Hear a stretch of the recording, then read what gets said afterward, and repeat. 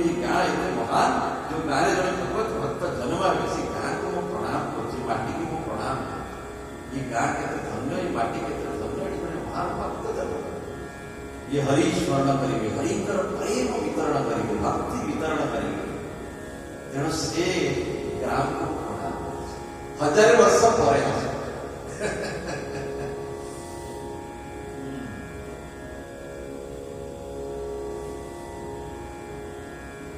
ତେଣୁ ବିପଦ ହଉଛି ହରିକି ଭୁଲିଯିବା, ହଉଛି ବିପଦ। ହରି ସ୍ମରଣ ନ କରିବା, ହରିଙ୍କର ଶରଣାଗତ ନ ହେବା, ଏ ହଉଛି ସବୁ ବିପଦର କାରଣ।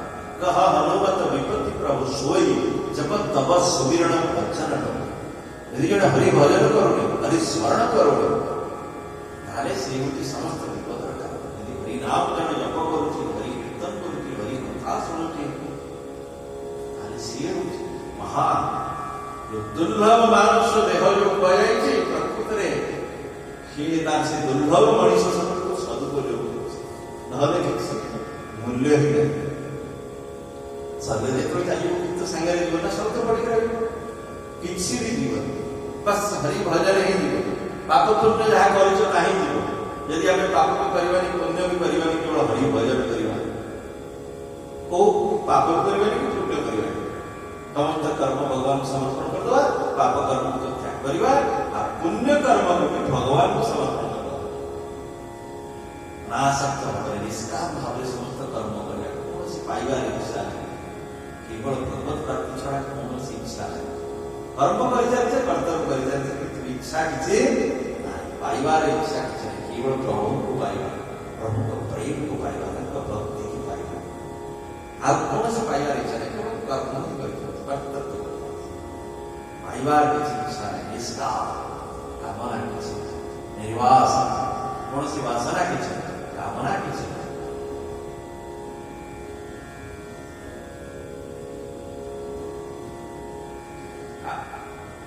ଇନ୍ଦ୍ରିୟ ସୁଖ ଲାଭ କରି ପରମ ପୁରୁଷାର୍ଥ ବୋଲି ଆମେ ଭାବୁଛୁ। ତେଣୁ ଆମମାନଙ୍କର ଉଦ୍ଧାରର କିଛି ଉପାୟ ଅଛି କି? ସ୍ୱୟଂ ଭଗବାନ ପୃଥୁ, ସ୍ୱୟଂ ଭଗବାନ ଅବତାର, ସେଣେ ସେପଟେ ସରକାରିକ ସିଏ ବି ଅବତାର। କିନ୍ତୁ ଗୃହସ୍ଥର କର୍ତ୍ତବ୍ୟ ହଉଛି ସାଧୁ ସନ୍ତଙ୍କୁ, ବ୍ରହ୍ମଚାରୀ ମୁନି ଋଷି ସେମାନଙ୍କୁ ପ୍ରଣାମ କରିବା, ସମ୍ମାନ ଦେବା। ଏଠି ସେ ଗୃହସ୍ଥ ଧର୍ମର ଆଚରଣ କରୁଛନ୍ତି, ତାଙ୍କ ଗୃହକୁ ଆସୁଛନ୍ତି ସ୍ୱୟଂ ମହାନ ସନ୍ଥ ଯୋଗେଶ୍ୱର। ତେଣୁ ସେ ତାକୁ ପ୍ରଣାମ କରି, ତାକୁ ପୂଜା କରି, ତାକୁ ପ୍ରଶ୍ନ ପଚାରୁଛନ୍ତି। ଆମମାନଙ୍କ ତାଙ୍କର କଣ ପଚାରୁଛନ୍ତି ଯେ ଆମମାନଙ୍କର ଉଦ୍ଧାରର କିଛି ଉପାୟ ଅଛି କି? ଯୋଉମାନେ ଇନ୍ଦ୍ରିୟ ସୁଖକୁ ହିଁ ପରମ ପୁରୁଷାର୍ଥ ବୋଲି ଭାବୁଛନ୍ତି। ସାଧାରଣତଃ ଗୋଟେ ଜୀବ କଣ କରେ? ଇନ୍ଦ୍ରିୟ ଭୋଗକୁ ହିଁ ସେ ସବୁଠୁ ମହାନ ହୋଇଥାଏ। এই ଜଗତରେ ଯେତେ ବିଷୟ ଭୋଗ ରହିଛି, ତାକୁ 3ଟି ମଧ୍ୟରେ ଆବଦ୍ଧ କରାଯାଇଛି। ଏ 3ଟି ହଉଛି ମଣିଷ ପାଇଁ, ମଣିଷ ଭାବେ ଇଏ ହଉଛି ସର୍ବଶ୍ରେଷ୍ଠ। ପ୍ରଥମ ହଉଛି କାମିନୀ। କାମିନୀ କି ଉପଭୋଗ କରିବା, ଇଏ ହଉଛି ଯେତେ ବିଷୟ ରଖାଯାଇଛି ତା ଭିତରେ ଏକୁ ସର୍ବଶ୍ରେଷ୍ଠ ରଖାଯାଇଛି। କିନ୍ତୁ ଲୋକ 84 ଲକ୍ଷ ଜୀବଜନୀରେ ବିଷୟ ଭୋଗ କରୁଛନ୍ତି, ତଥାପି ତାର ଦିନେ ତୃପ୍ତି ହେଇପାରି ନାହିଁ। ସମସ୍ତେ ତ ପୁଅ ପିଲା ଜନ୍ମ କରୁଛନ୍ତି ନା, କାମ ତ ସମସ୍ତେ କରୁଛନ୍ତି, କିନ୍ତୁ କାହାର ଦିନେ ଆଜି ପର୍ଯ୍ୟନ୍ତ ତୃପ୍ତି ହେଇନାହିଁ। ଏବଂ ତାପରେ ହେଲା କାଞ୍ଚନ, ଧନ। ଧନ ଉପାର୍ଜନ କରିବ, ଧନକୁ ବୃଦ୍ଧି କରିବ, ଧନକୁ ସୁରକ୍ଷା କରିବ, ତା ଭିତରେ ଜୀବନ ପଳେଇଲା। କାମିନୀ ଗୋଟେ, ଆଉ ଗୋଟେ କାଞ୍ଚନ। ତୃତୀୟ ରହିଲା କୀର୍ତ୍ତି, ମାନଯଶ, କୀର୍ତ୍ତି। ଏ 3ଟି ମଧ୍ୟରେ ସମସ୍ତ ବିଷୟ ସୁଖକୁ 3ଟା ଭିତରେ ଆବଦ୍ଧ କରିଦିଆଯାଇଛି। ଏଇ 3ଟା ଭିତରେ, ତା ଭିତରେ ଲୋକ ସାରା ଜୀବନ ସମସ୍ତ ଆୟୁ ତା ଭିତରେ ଚାଲିବ, ହରି ଭଜନ କରିପାରିଲା ନାହିଁ। ସିଏ ଭାବିଲା ଏଇ 3ଟା ହଉଛି ମହାନ ପରମ ପୁରୁଷାର୍ଥ। କିନ୍ତୁ ଶାସ୍ତ୍ର କହିছে ଧର୍ମ, ଅର୍ଥ, କାମ, ମୋକ୍ଷ। ଶାସ୍ତ୍ର କଣ କହୁଛି? 4 ପୁରୁଷାର୍ଥ ମଣିଷ କଣ? ପ୍ରଥମେ ରଖିଲେ ଧର୍ମ। ଧର୍ମ, ଧର୍ମ ବଳରେ ଧନ ଉପାର୍ଜନ କରିବ। ଧର୍ମ ଅର୍ଥ, ଦ୍ୱିତୀୟ ରହିଲା ଅର୍ଥ। କିନ୍ତୁ ଲୋକ ଧର୍ମଟାକୁ ଭୁଲିକି ଅର୍ଥ ଉପାର୍ଜନ ଲାଗିଗଲା। ଅଧାର୍ମିକ ଉପାୟରେ, ଅସତ୍ ଉପାୟରେ ଅର୍ଥ ଉପାର୍ଜନ କରିବାକୁ ଲାଗିଲା। जो अर्थ कि नरकगामी कर महान कष्ट दब नरकगामी कर धर्मटा को भूलिक अर्थ उपार्जन करा। द्वितीय काम अर्थ और काम को मझे रखागला। आरंभ रखागला धर्म, शेष रखागला मोक्ष मुक्ति। अर्थात ये बड़ी भाव में अर्थ उपार्जन करिवो, ये बड़ी भाव में काम उपभोग करिवो, शेष रे तुमर मोक्ष हो। अर्थात शास्त्र जो आदेश करते काम उपभोग रो, शास्त्र जो आदेश करते धर्म उपार्जन रो जो विधि प्रदान करते, जे शास्त्रीय विधि अनुसार अर्थ उपार्जन करिवो एवं काम सब करिवो अनासक्त भावे जेमिति कि शेषक मोक्ष हो। ये चारि पुरुषार्थ को महान करागला। किंतु समस्त प्राणी जो माने भगवत आश्रित नुहंती, जो माने हरि कथा परायण नुहंती, से माने ये कामिनी कांचन कीर्ति मध्य समस्त आयु को समस्त समय को तार भितर नष्ट कर दे शेष मृत्यु समय आसी जाए। भयंकर पाप यदि करता नरक भोग यदि पुण्य करता देवलोक मिले, किंतु जन्म मृत्यु चक्र को से उद्धार हो पारते नहीं। 84 लक्ष जीवजनी भितर घाटी चली था नानाविध रोग नानाविध कष्ट आदि भौतिक आदि दैविक आध्यात्मिक नाना प्रकार कष्ट केतरे बात्या हरानी केतरे बन्या हरानी केतरे को पशु पक्षी को दंड मिलानी केतरे को मनुष्य को दंड मिलानी केतरे नाना प्रकार आदि व्याधि रोग संकट सब प्राप्त हरानी मनुष्य जहाँ इच्छा कर प्रतिकूल संभवता को परिस्थिति पहुंचलानी तथा चेतना सृष्टि हुए नहीं ये हरि भजन करवा ये जीवन सर्वश्रेष्ठ। तेणु पृथ्वी महाराज प्रार्थना कर हे जोगेश्वर इंद्रिय सुख को आमे माने परम पुरुषार्थ बोली भाबुछु। ए विपद संकुल ये संसार एटी पृथ्वी को कहते ये संसार का विपद संकुल विपद रे भरा है रोग कष्ट दुख यंत्रणा यातना मान नाना प्रकार कष्ट भरा है ये भलिया विपद संकुल संसार रे पड़ी आमे इंद्रिय सुख को भी भाबुछु। ये होची जीवन परम पुरुषार्थ इंद्रिय को शब्द स्पर्श रूप रस गंध बढ़िया देखो बढ़िया खाइबो केते जीवा केते खाइलानी तथापि तार से लालसा आज पर्यंत जाऊ खाइदेला पर भीतर जाके सब गोटे प्रकार जहाँ में खाई देते संगे संगे जो बांति करिवो ताको से निजे तार एमि गुणा हबे तो से कहि पारि तापर बळ हेगला पर तो छाड़ किंतु जीवा पुरुषरु नाना प्रकार रे ताको बने केते प्रकार जत्न रे ग्रहण करा जाय तथापि दिने ऋत्विका सलाही गत खाद्य पुष्टि हे नाई एक हजार भल केते खाइलानी तेरे इंद्रिय समस्त इंद्रिय कहीं भी ये आखि केते दृश्य देखला तथापि तार देखिबार लालसा तार कान केते सुनुची कथा तथापि से प्रति मुहूर्त कौन शुणिब से गोटे घर भीतर बंद कर देख रहे किसी कथा शुणी पाइलानी से मासे बंद करदेल तार से पूरा एकदम पागल पड़ी किसी शुणिब किसी कहब जहाँ एक व्यस्त कौन कहब इंद्रिय मान जे विषय कथा कहवाई पागल विषय कथा शुणा पागल विषय दृश्य देखा पागल ताकू यदि आम भगवत कथा शुणा भगवान को उपदर्शन लगे भगवान कथा को वर्णन करवा नाम को कीर्तन करवा यदि इंद्रिय मान को नियोजित करवा आम जीवन सार्थक। वाणी गुणान श्रवण कथा हस्तोच्च कर्मसु मनस्तव पाद यत्न स्मृत्यां शिरस्तव निवास जगत प्रणाम दृष्टि शतां दर्शनिस्तु भवत्तन्ना मन रे आम हरि स्मरण करवा वाणी गुणान कथने वाणी रे आम भगवान गुण वर्णना करवा नाम वर्णना करवा ये सब द्वारा इंद्रिय माने दिव्य इंद्रिय भगवतमय इंद्रिय माने एते पवित्र है आउ ताको विषय कथा सुनैला ताको भल लागे ताको पाटी विषय कथा कहबे ताको भल लागे विषय कथा सुनला से संग त्याग कर चली तो ना हरि कथा सुनला समय नष्ट एते किसी बुझे तेणु पृथ्वी महाराज पचार आपण माने तो निरंतर आत्मा रे ही रमण करते तेणु आपण ଆପଣମାନଙ୍କୁ କୁଶଳ ପ୍ରଶ୍ନ ପଚାରିବାର ଯଥାର୍ଥ ହେବ ନାହିଁ, କାରଣ ଆପଣମାନଙ୍କ ଭିତରେ ତ ଏହା କୁଶଳ ତାହା ଅକୁଶଳ ଏପରି ଭାବ ବା ବୃତ୍ତି କେବେ ବି ଜାତ ହୁଏ। ଆପଣଙ୍କ ପାଇଁ କୁଶଳ ଅକୁଶଳ ଆପଣ କଣ ପଚାରିବେ? ଆପଣ ତ ସବୁବେଳେ ଆତ୍ମା ଗ୍ରହଣ କରନ୍ତି, ସବୁବେଳେ ଭଗବାନଙ୍କ ଠାରେ ଆପଣଙ୍କ ଚିତ୍ତ ସନ୍ନିବେଶିତ ହେଇକି ରହିଥାଏ। ତେଣୁ ଆପଣଙ୍କର ତ ଅମଙ୍ଗଳର ପ୍ରଶ୍ନ, ଆପଣଙ୍କର ମଙ୍ଗଳ ଅମଙ୍ଗଳର କଣ ଆମେ ପଚାରିବା? ହରିସ୍ମରଣ ଆପଣ କହୁଛନ୍ତି, ଆପଣଙ୍କର ତ ମଙ୍ଗଳ ଅମଙ୍ଗଳ ହବାର ପ୍ରଶ୍ନ ହିଁ ନାହିଁ। ଆପଣମାନେ ହେଉଛନ୍ତି ସଂସାର ରୂପ ଅଗ୍ନିରେ ସନ୍ତପ୍ତ ହେଉଥିବା ଜୀବମାନଙ୍କର ପରମ ବନ୍ଧୁ। ତେଣୁ ଆପଣମାନଙ୍କ ଠାରେ ପୂର୍ଣ୍ଣ ବିଶ୍ୱାସ ରଖି ମୁଁ ପଚାରିବାକୁ ଚାହୁଁଛି, ସଂସାରରେ କଣ କଲେ ମନୁଷ୍ୟ ସହଜରେ କଲ୍ୟାଣ ପ୍ରାପ୍ତ ହୋଇପାରିବ? କଣ ସଂସାରରେ କଲେ ମଣିଷର କଲ୍ୟାଣ ପ୍ରାପ୍ତ ହୋଇପାରିବ? ମଣିଷ ପରମ କଲ୍ୟାଣ ପ୍ରାପ୍ତ କଣ କଲେ?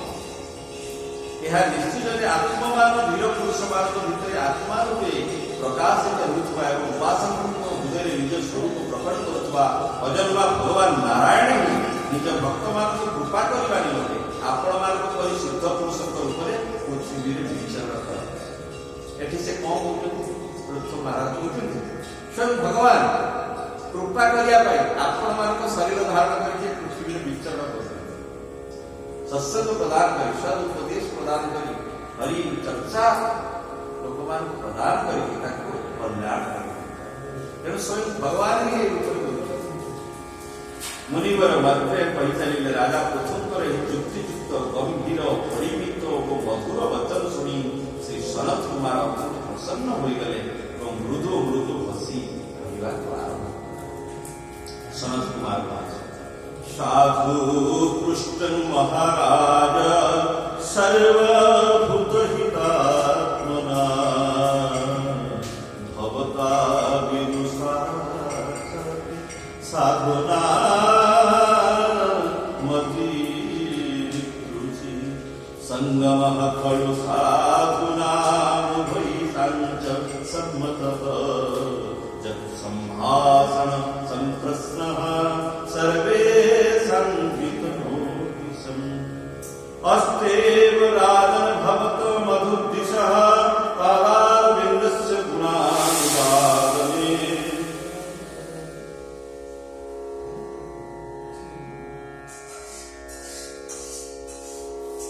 गुणानुवादने रतिर्दुरापविधुनोति नैष्ठिकी कामं कसायं बलवन्तरात्मनः। सनत कुमार कहले, महाराज आपण सब किछि जानि थाई मध्य सकल प्राणीकर कल्याण को दृष्टि रखि बड़ सुंदर कथाटी कथा अनकादि कहले, कारण स्वयं भगवान को अवतार होतो किंतु जेहेतु राजा रूपरे से अवतार ग्रहण करि प्रजामानक कल्याण पाई समस्त जगतर कल्याण पाई प्रश्न तेणु महापुरुष मानक साधारण प्रश्न पचारिबा उचित नुहे। एथिरे पचारे तांकर कोनसे प्रसन्नता हुए एवं निजर जो कल्याण हवा कथा राजा ये पाए। तेणु महापुरुष को साधारण प्रश्न पचारा जाए। तेणु तांको से पचारुचंती एवं से प्रश्न रे बहुत खुशी होइछ। सनत कुमार कहले, आपण प्राणी को कल्याण पाई एभलिया प्रश्न पचारते ये समस्त कर केमि कल्याण। आज भी हमें एक पृथ्वी राजा तांको से प्रतिनिधि भाव में पचारि थिले शरद कुमार को महाराज और आज हमें इतने हजार लक्ष लक्ष वर्ष बीती जाइए तो आज हमें से कथा मृत्यु को पालन कर आज भी एक हृदय धारण कर तार भी परम कल्याण। सत्य साधु पुरुषंकर बुद्धि यहीपरि हुए। सनकादिक कहते जड़े साधु पुरुषर बुद्धि एमती होता है। साधु पुरुष केवे हरि चर्चा छड़ा अन्य कथा से केवे करेनी, अन्य चर्चा से करे केवे नहीं। हरि चर्चा साधु पुरुष जिते कथा कहब हरि कथा से हरि कथा कथा आउ सब कथा वृथा व्यर्थ। हरि कथा ही होती केवल कथा आउ जतक कथा वृथा एवं व्यर्था माने कष्ट प्रदान अमंगल प्रदान दुख प्रदान। हरि कथा परम मंगल श्रवण मात्र के जे मंगल करे श्रवण मंगलम गोपी माने कहते तब कथामृत तप्त जीवनम गोपी माने कहते हे प्रभु आपनकर कथा होचे हमर जीवन तब कथामृत तप्त जीवनम हमर जीवन होचे आपनकर कथा तब कथामृत तप्त जीवनम कवि भिरीडित कल्म सापम श्रवण मंगलम आपनकर कथा कोन ना सुनिला मात्र के जे मंगल करे श्रवण मंगलम श्रीमदातम समस्त सुख शांति भरा आपनकर कथा भूमि ग्रंथि से भूमिदा अब आपनकर कथा दिए अन्य को दान करे ये संसार सर्वश्रेष्ठ दानी होती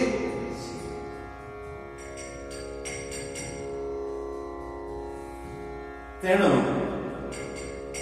पृथ्वीराज प्रशंसा करते आपनक बढ़िया साधु पुरुष ही एवढा प्रश्न केवल पचारि पारे विषय पुरुष ही प्रश्न पचारि पारे तार विषय चर्चा आनंद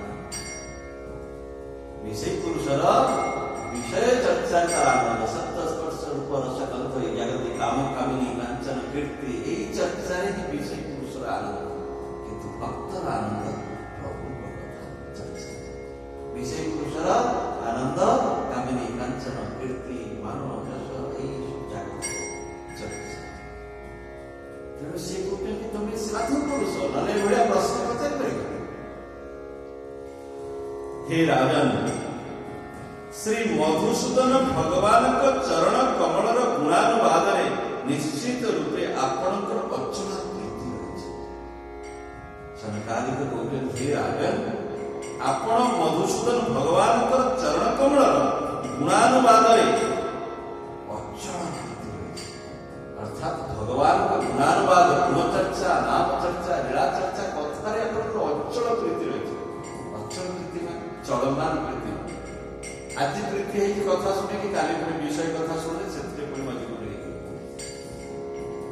काली पुणी आउ अलग विषय कथा शुणे से पुणी आम मजबूर है हरि कथा को भूली गले ना अचल अर्थात हरि कथा बिना जे रही सब जा हृदय हरि कथा चिंतन चली हरि स्मरण चली हरि को प्रति अपार प्रेम दार कथा प्रति अपार प्रेम नाम प्रति अपार प्रेम नाम छड़ा जे रही पारे कथा छड़ा जे बंची पारे जे अनुभव करे वो बंची केमिति आपण कथा आपण का नाम छड़ा आपण का चिंतन छड़ा आपण का स्मरण छड़ा बंची केमिति एक उपज अचला चलमान प्रीति नुह अर्थात आज प्रीति है काली नहीं प्रीति 15 दिन भगवान भय करला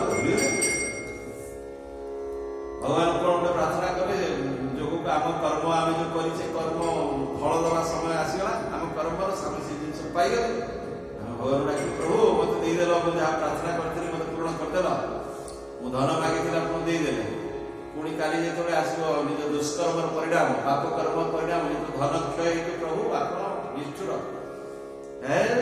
किसी सब इतिहास चलला पुणी विषय भितर पुणी विषय रूप भितर मारला बुलिवार अचला प्रीति कौन कामना नहीं एवं प्रीति जाकि केवे चलमान निरंतर हृदय भितर हरि प्रीति तेणु सरकारी कहते पृथु महाराज आपणकर हरि कथारे हरि को गुणानुवाद अचला प्रीति रही नले एमती प्रश्न आप करें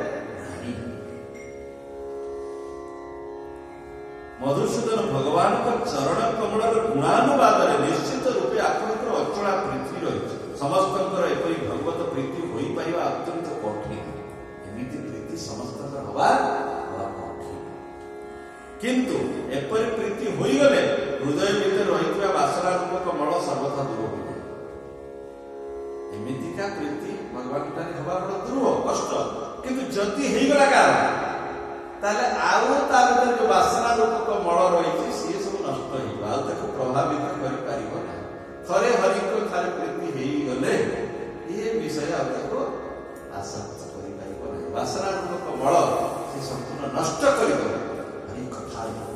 हरि कथा जा प्रीति अछि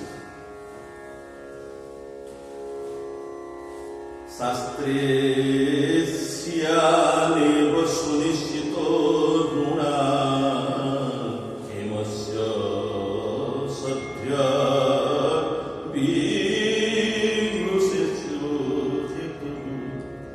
असांग आत्मव्यतिरिक्त आत्मनि दृढारति ब्रह्मणि निर्गुणे च जा सा श्रद्धया भगवद्धर्मचर्चया जिज्ञासया आध्यात्मिक योगनिष्ठया योगेश्वरोपासनया च नित्यं पुण्याश्रवया श्रवः कथया पुण्यया। कौन कले जीवर कल्याण है से विषय शास्त्र में बहु विचार करा जाए निर्णय करा जाइछि जे देह हेउछि आत्मा ठारू भिन्न तेणु देह प्रति अत्यंत विराग तथा निजर आत्मस्वरूप निर्गुण ब्रह्मपति सुदृढ़ अनुराग रखिबा ही हेउछि सकल कल्याण। समस्त शास्त्र को विचार करा जाए निर्णय करा जाए जे देह हेउछि आत्मा ठारू भिन्न तेणु देह प्रति अत्यंत विराग अर्थात ये जो इंद्रिय भोग ये जो देह मन तीन प्रकार आम देह रही गोटे हूँ सूक्ष्म देह गोटे हूँ स्थूल देह सूक्ष्म देह कारण देह सूक्ष्म शरीर स्थूल शरीर धारण शरीर ये हूँ स्थूल देह स्थूल शरीर सूक्ष्म शरीर हूँ अंतकरण आम जो मन बुद्धि चित्त अहंकार ये हूँ सूक्ष्म शरीर आउ कारण शरीर हूँ आम जो स्वभाव ये तीनटा शरीर आम नहु आम हूँ आत्मा भगवान ममेवांश जीव लोक जीवभूत सनातन में भगवान अंश चेतन अमल सहज सुखराज ईश्वर अंश जीव अविनाश आम हूँ भगवान अंश आम भी अविनाश भगवान जमी विनाश ना आम आत्मार विनाश शरीर विनाश जमीती जड़े तार पोशाक छिड़ी गली सार्ट पैंट पोशाक छिड़ी गले आ गए नुआ वस्त्र पिंधे आत्मा से रकम ये शरीर को परित्याग करके आ गए शरीर आत्मा के विनाश हुए आत्मा खाली शरीर परिवर्तन ये शरीर आम प्राप्त हो यदि आम पाप कर्म करवा नरक करवा गोटे जातना देह दिया से आत्मा को प्रवेश कर दिया सूक्ष्म शरीर भी सहित स्थूल शरीर नष्ट हो नाना विध दंड दिया से शरीर विनाश हो कष्ट खाली भोग कर शरीर विनाश हो आत्मा रही सूक्ष्म शरीर आम मन भी थी सब कष्ट जंत्रणा अनुभव कर यदि देवलोक को जीवा देव शरीर प्राप्त हो देव शरीर रोग व्याधि इत्यादि ना भोक शोच जहाँ चाहिए सागे सागे आस पहुंच मनर इच्छा कला मात्र आस पहुंच तेणु से सुख ही सुख रोग ना व्याधि ना किसी नहीं किंतु यदि खाता पुण्य कमी यदि टंका संचय कर रखिए बैंक से टंका सरीगला बेले विदा कर जा क्षीणे पुण्य मर्त्य लोक विशंति जो शेष हो जा सरीगला पुणी जा मनुष्य शरीर ये मनुष्य शरीर को पुणी आसवा पड़े तेणु से कहते समस्त शास्त्र में निर्णय करा देह हूँ आत्मा ठार भिन्न तेणु देह प्रति अत्यंत विराग देहरे आम वैराग्य भाव आसवा आम जाना दरकार जे अनित्य को मुहूर्त विनाश हो आत्मा ही सत्य तेणु आम भगवान का भजन कर तेणु देह प्रति अत्यंत विराग तथा निजर आत्मस्वरूप निर्गुण ब्रह्मपति सुदृढ़ अनुराग रखा ही सकल कल्याण उपाय गोटे सगुण ब्रह्म आ निर्गुण ब्रह्म हो अहम ब्रह्मास्मि ये आत्मा ही परमात्मा अंश आउ सगुण ब्रह्म भगवान का राम कृष्ण नारायण जो दिव्य शरीर नहीं भगवान से मिला सगुण स्वरूप ज्ञान मार्ग हो भक्ति मार्ग जेकोसी मार्ग भगवान उपलब्धि करा जाए एवं प्रति सुदृढ़ अनुराग अनुरागटा जगत प्रति वैराग्य हवा दरकार एवं भगवान प्रति अनुराग हवा दरकार जगत प्रति आम भितर वैराग्य हम केमी जगत प्रति यदि वैराग्य न हम ताले आम परम आनंद पाइपर ना परमात्मा को आम पाइपर ना भगवान को आम उपलब्धि कर भगवान दर्शन आम पाइपर ना ଉପଲବ୍ଧି ତାଙ୍କର ଦିବ୍ୟ ଭକ୍ତି କି ଆମେ ପାଇପାରିବା ନାହିଁ। ଏ ଜଗତ ପ୍ରତି ଯଦି ଆମର ଆସକ୍ତି ଏପଟେ ଯେତେ ଆମର ଆସକ୍ତି କମିବ ଭଗବାନ ଠାରେ ସେତେ ଆସକ୍ତି ବଢିବ, ଭଗବାନ ଠାରେ ଯେତେ ଆସକ୍ତି ବଢିବ ଏପଟେ ସେତେ ଆସକ୍ତି କମିବ। এই যে আমার সব আসক্তি রয়েছে জগত প্রতি, অর্থ মান যশ কামিনী কাঞ্চন কীর্তি, এইসব আসক্তি করিকি আমি জন্ম জন্ম ধরি কুকুর বিরাড়ি নানা প্রকার শরীর পাউছে, পুଣି মরুছে, পুনরপি জন্ম পুনরপি মরণ পুনরপি জননী জঠরে শয়ন। জন্ম হচ্ছে পুଣି মরি যাচ্ছে, পুଣି মাতৃ গর্ভরে পুଣି রହୁছে সেটি 10 মাস পুଣି রହୁছে, পুଣି সেটি জন্ম হচ্ছে, পুଣି নানাবিধ রোগ যন্ত্রণা কষ্ট নানা প্রকার সে পুଣି দেখলাভ হচ্ছে, পুଣି মଲେ ପୁଣି ଜନ୍ମ ହେଲେ ପୁଣି ମଲେ ପୁଣି ଜନ୍ମ ହେଲେ। ଇଏ ଚକ୍ରର ଇଏ ନିବୃତ୍ତ ଆମେ ତାକୁ ହେଇପାରୁନା। ଯେପର୍ଯ୍ୟନ୍ତ ଭଗବତ ଉପଲବ୍ଧି ଆମେ ନ କରିଛେ ସେ ପର୍ଯ୍ୟନ୍ତ ଇଏ ଯୋଉ ଜନ୍ମ ମୃତ୍ୟୁ ଚକ୍ରରୁ ଆମେ ମୁକ୍ତ ହେଇପାରିବା ନାହିଁ। ତେଣୁ ଏଇ ଯୋଉ ଜାଗତିକ ପଦାର୍ଥ ପ୍ରତି ଆମର ଆସକ୍ତି ରହିଛି, ଭଗବାନ ପ୍ରତି ଆମର ଆସକ୍ତି, ଶାସ୍ତ୍ର କହୁଛି ଜାଗତିକ ପଦାର୍ଥ ପ୍ରତି ଆମର ବୈରାଗ୍ୟ, কর্তব্য করিবা কিন্তু আসক্তি নাই। আসক্তি কোথরে? অনাসক্ত। য সর্বত্র অনভিস্নেহ। গীতারে ভগবান କହିଛନ୍ତି য সর্বত্র অনভিস্নেহ।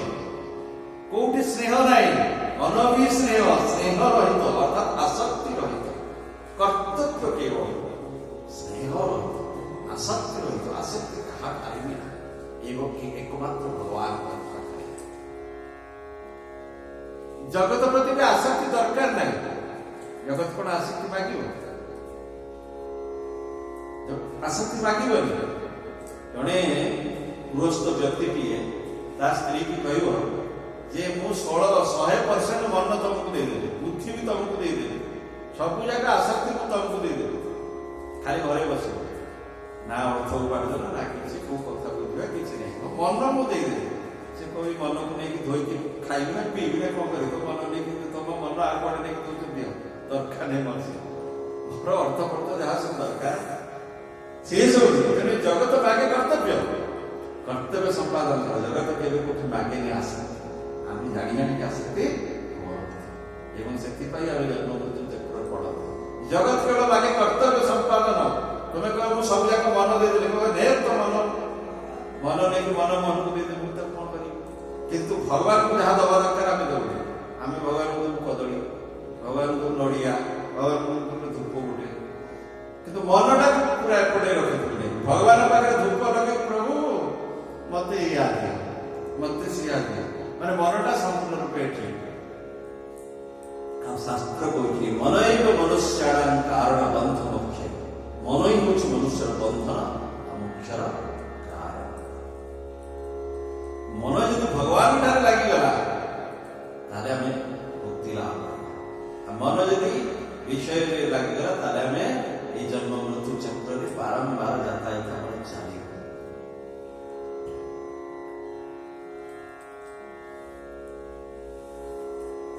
ମାମନୁ ସ୍ମରତ ଚିତ୍ତଂ ମଜ୍ଜୈବ ପ୍ରବିଲିୟତେ ବିଷୟାନ ଧ୍ୟାୟତ ଚିତ୍ତଂ ବିଷୟେଷୁ ବିସଜ୍ଜତେ।